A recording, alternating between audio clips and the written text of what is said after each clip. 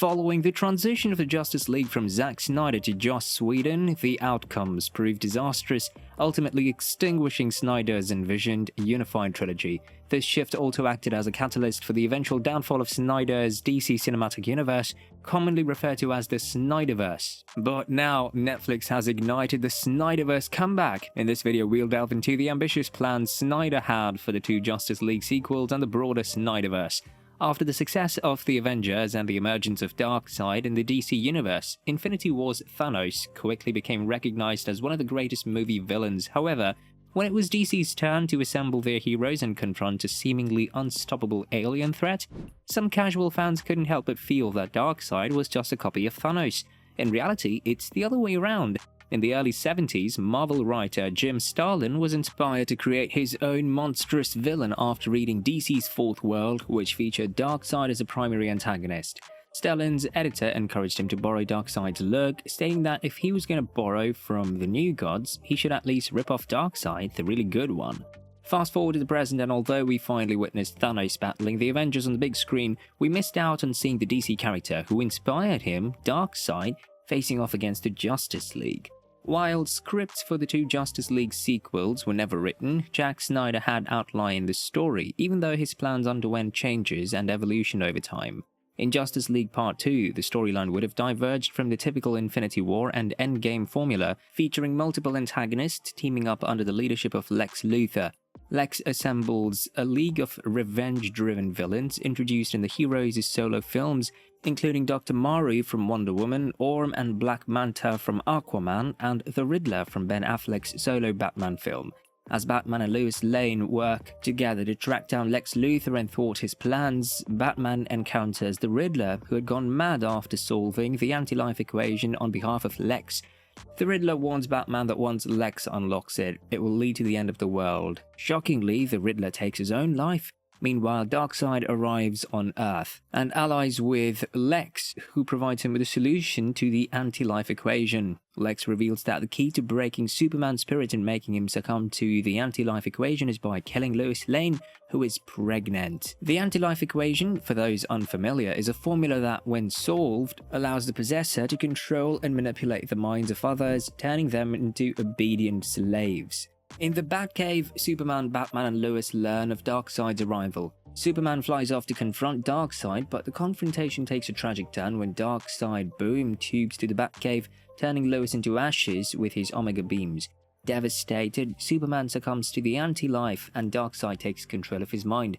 Batman barely escapes the onslaught. The Justice League faces attacks from the Legion of Doom. Dr. Maru deploys a lethal gas that kills Wonder Woman and the Amazons, while Orm and Black Manta attack Atlantis, killing Aquaman. The film then jumps ahead a few years, portraying Batman and the surviving members of the Justice League, along with Deathstroke, struggling to survive in a post-apocalyptic Gotham, reminiscent of the scene Snyder shot for the Snyder Cut of the Justice League. This would have marked the end of Justice League Part 2. In Snyder's original plan for the opening of Justice League Part 3, he intended to introduce Green Lantern, with the character seeking out the remaining members of the League while searching for his missing and presumed dead part. Snyder even partially shot a cameo featuring Wayne T. Carr as Jon Stewart's Green Lantern visiting Bruce Wayne at his lake house. However, the studio had its own plans for a Jon Stewart Green Lantern movie and rejected the cameo. In a compromise, Snyder then reshot the scene with Martian Manhunter. This situation highlights the ongoing discord between Snyder and the studio, as they were not aligned in their vision for the film. Snyder consistently aimed to incorporate more comic book characters and elements into his movies, while the studio, in contrast, emphasized the need for more humor. According to Snyder, the studio would question why he wasn't adding jokes and humor, pushing back at the inclusion of characters like Martian Manhunter. This disagreement ultimately led to Joss Whedon being brought in to write Justice League. The studio, wanting a lighter and funnier tone, felt that Whedon was better suited to meet these expectations. The clash of creative direction and the subsequent changes in personnel reflect the challenges faced in bringing Justice League to the screen. Justice League Part 3 opens with the League searching for a mother box, as Cyborg plans to use it to power a cosmic treadmill in the remnants of the Batcave. The goal is to send the Flash back in time, providing Bruce Wayne with the advantage against Darkseid to save Lois and alter history. To achieve this, they reluctantly turn to the Joker, who not only knows the location of a mother box but also can guide them to Kryptonite to defend against Superman. The night before their mission, the Justice League shares what is essentially a Last Supper evolving into a confessional, where each member recounts a personal story, believing they might not survive the next day. During the Joker's turn, he reveals the story of how he killed Robin through flashback. The following day, the Justice League successfully breaks into one of Darkseid's strongholds, stealing a mother box. However, Superman is alerted and pursues him. Despite their attempts to use Kryptonite against him, Superman defeats the League members one by one except for the Flash, who races back in time just before Superman can reach him. Early in the development, Snyder had a plan for a love triangle where Bruce would be revealed as the father of Lois's baby. This subplot was inspired by war films where a soldier's presumed dead wife finds solace with his best friend, only for the soldier to return unexpectedly. This narrative twist was similar to the love triangle in the film Pearl Harbor, which also starred Ben Affleck. Darkseid's ability to kill Lois is linked to Batman being distracted during an argument with her in the cave where Lois revealed her love for Superman. When the Flash eventually jumps through time from the future, he informs Bruce that he's the father of Lois's child.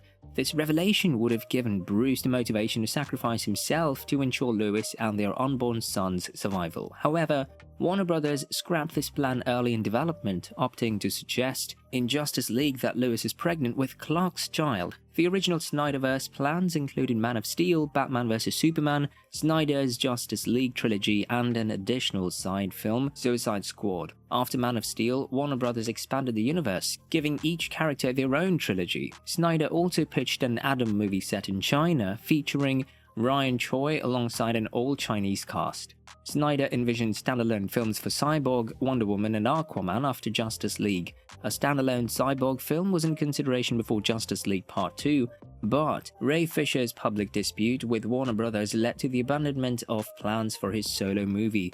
Regarding The Flash, the original script for Flashpoint underwent multiple rewrites. It was initially planned as a culmination of a decades-long trilogy depicting a comic-accurate Flashpoint adaptation in an alternate timeline. However, Warner Brothers moved up the Flashpoint adaptation of the first Flash film to serve as a vehicle for rebooting the entire DCEU. Now let's talk about how Netflix is fueling speculation about the potential return of Zack Snyder's Justice League 2, featuring original stars Henry Cavill, Ben Affleck, and Gal Gadot. Following Warner Brothers' missteps that led to the demise of the Snyderverse, fans have longed for its revival on Netflix. While the streaming giant's head, Scott Stuber, acknowledged the interest, he highlighted the complexity of acquiring rights. Stuber expressed a desire to license the Snyderverse, emphasizing the positive impact of having more Zack Snyder content on the platform. While this has stirred excitement among fans, no official confirmation has been provided. Snyder, who previously hinted at moving on from DC, is presently involved in other projects, including Rebel Moon. Despite uncertainties, the potential addition of the Snyderverse to Netflix would be a significant move, offering fans a chance to explore Snyder's complete vision.